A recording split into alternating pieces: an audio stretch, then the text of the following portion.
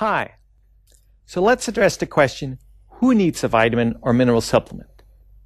Now, certain groups of individuals are advised by health authorities to take vitamin or mineral supplements. Now, let's quickly go over those groups. First, there are newborns. Very shortly after birth, newborns get an oral dose or a shot of vitamin K to prevent bleeding.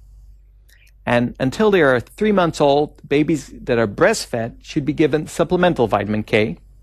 And that's not necessary for babies that are bottle fed, because vitamin K is added to the formula. Now, babies also need to be given extra vitamin D, which should be continued until the age of 4 years. Babies that are bottle fed get the extra vitamin D from the formula, but they require supplementation with vitamin D after switching to solid foods. Now, the Dutch Health Council also recommends the following groups to take supplemental vitamin D, and those are males older than 70, females older than 50, pregnant women, people that rarely get outside, people that entirely cover their skin, and dark-skinned people. And the latter recommendation is connected to the high latitude of the Netherlands and the frequent overcast skies. Now, elderly people may also consider taking supplemental calcium, as it's difficult to meet the recommendation from foods alone. But it's not a very strong recommendation. The status of vitamin B12 can also be problematic in elderly, and for that reason, the U.S. Institute of Medicine recommends that adults older than 50 years obtain most of their vitamin B12 from vitamin supplements or fortified foods. Now, what other groups of individuals should consume supplements? Now, vegans are strongly advised to take a vitamin B12 supplement, and that's because vitamin B12 is only present in foods of animal origin. Vegans and vegetarians as well also run a relatively large risk of being deficient in iron.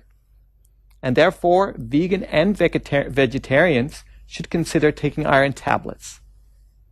Now, other groups that are at increased risk of iron deficiency include women of childbearing age and particularly pregnant women. And pregnant women that are also vegan are highly recommended to take iron supplements. Now, pregnant women are also advised to take supplemental folate during the period covering 4 weeks prior to conception until 8 weeks after conception.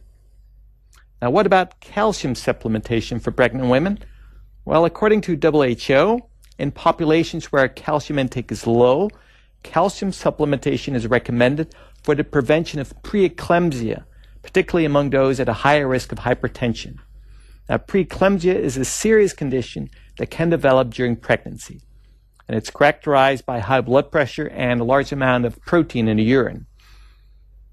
Now, what if you do not belong to any of the groups mentioned above? What if you are a 40-year-old male who is not a vegan or a vegetarian, and who also is not pregnant? Do you need a vitamin or mineral supplement? Well, let's put it this way. If your diet is such that you do not even come close to meeting the requirements for certain vitamins and minerals, what you should be doing is improve your diet. Now, we nutritionists like you to get your nutrients from foods, not from supplements. And that's not because the micronutrients in supplements are somehow inferior to the micronutrients naturally present in foods.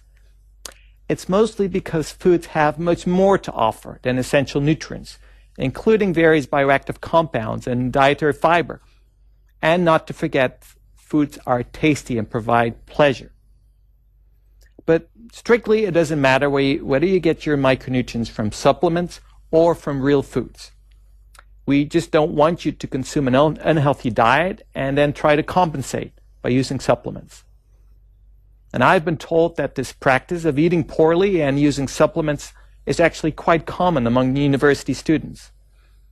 Some students take a multiple vitamin and mineral supplement as some sort of insurance policy to cover the times when they don't eat well.